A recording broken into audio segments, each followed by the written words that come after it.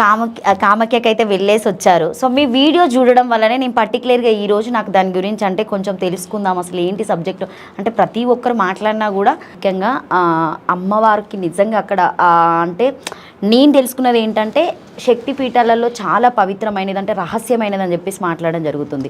So మీరు ముఖ్యంగా దానికి సంబంధించినటువంటి ప్రత్యేకంగా అమ్మవారికి సంబంధించినటువంటి పూజ మాత్రమే మీరు చేస్తారు. అంటే మీ వీడియోస్లలో ఎక్కడ చూసినా కూడా నిజంగా కామాఖ్యకి వెళ్ళిన వాళ్ళకి సంతానం లేని వారికి నిజంగా పిల్లలు అవుతారా?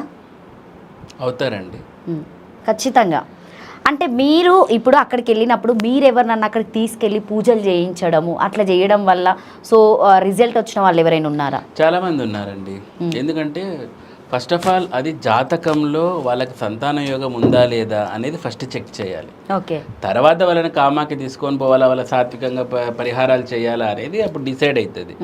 ప్రతి ఒక్కరికి కామాఖ్య అనేది ఒక ఇది కాదనమాట.